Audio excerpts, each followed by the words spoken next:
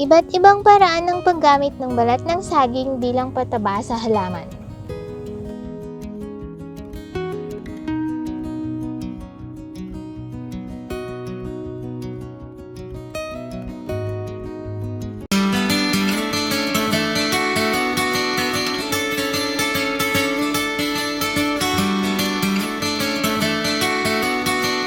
Hello everyone! Welcome back to Sin's Haven and Gardens channel. Please don't forget to subscribe and hit the notification bell for more updates. Saging, napakarami sa atin yan, at ang balat nito ay talaga namang mabisang pataba. Ang balat ng saging ay mayaman sa nutrients na kailangan ng isang halaman, tulad ng calcium, magnesium, sulfur, phosphate, potassium, sodium, at kung ano-ano pang mga minerals na beneficial sa ating halaman, lalong-lalo na sa mga flowering at fruiting plants. Maraming paraan ng paggamit nito sa ating garden, at sa episode na ito ay ipapakita ko sa inyo ang iba't ibang paraan kung paano ko ito ginagamit bilang pataba. Una, pagbaon ng sariwang banana peel sa lupa. Ibaon ang hiniwa-hiwang balat ng saging 4 inches mula sa puno ng halaman. Make sure na hindi magagalaw ang ugat. Habang nabubulok ito ay na-absorb ng ugat ang mga nutrients mula sa balat ng saging. Hindi advisable na gawing mulch ang fresh banana peels dahil lalapitan ito ng mga insekto na maaaring makasira sa halaman natin. Pangalawa, paggawa ng foliar spray mula sa banana peel tea.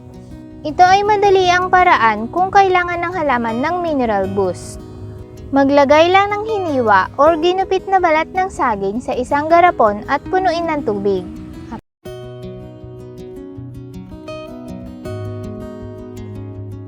Ibabad ito ng at least 1 week, pagkatapos ay pwede nang i-spray ang pinagbabarang tubig sa halaman. Ang ratio ay 1 cup ng banana peel tea sa 1 litro ng tubig.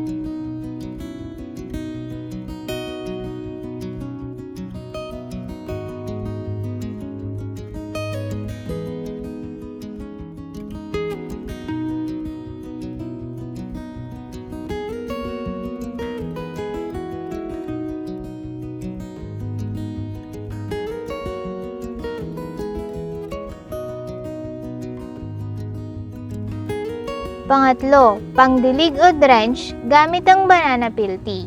Pwede itong idilig directly sa lupa kahit hindi na hinahaluan ng tubig.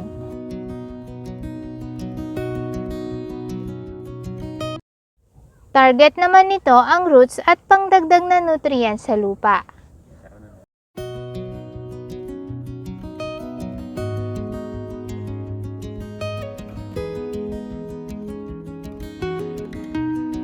Pang-apat, paggawa ng banana peel powder. Kung maraming supply ng balat ng saging at hindi magagamit agad-agad, banana peel powder ang solusyon. Patuyuin lang ang mga balat at kapag tuyo na ay i-process ito gamit ng blender o food processor.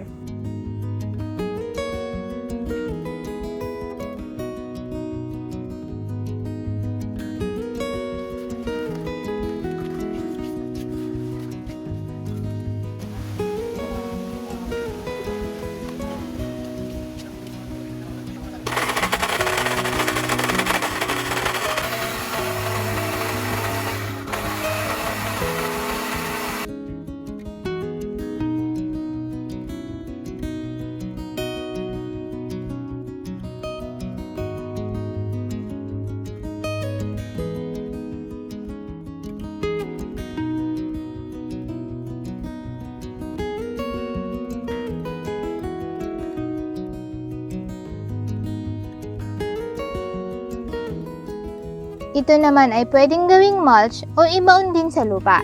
Siguraduhin na hindi sa mismong ugat ng halaman.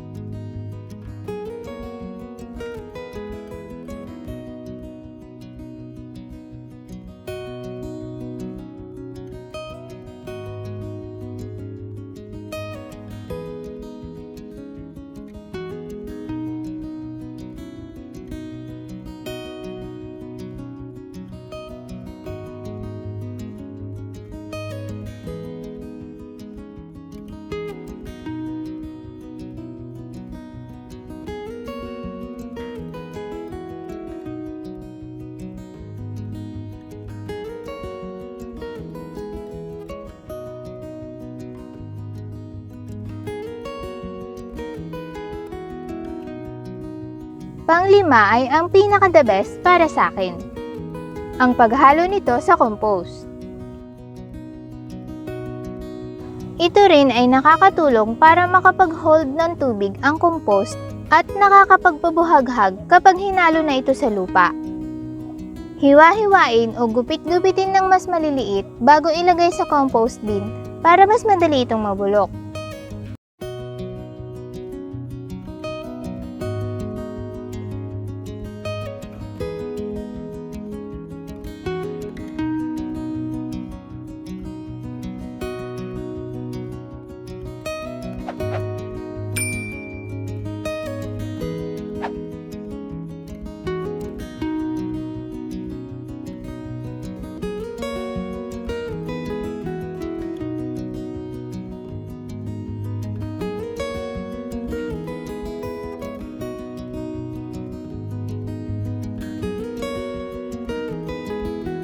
O diba, nabawasan na ang basura, may healthy plants ka pa.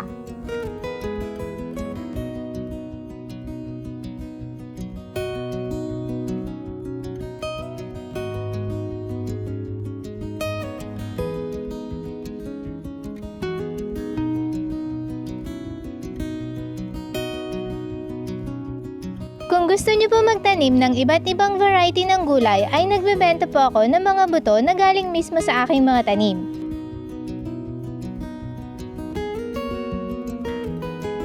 Bisitahin lang ang aking Facebook page for more information and how to order.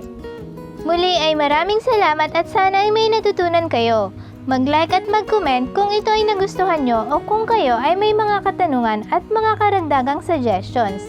I-share naman upang makatulong din ito sa iba. God bless and happy planting!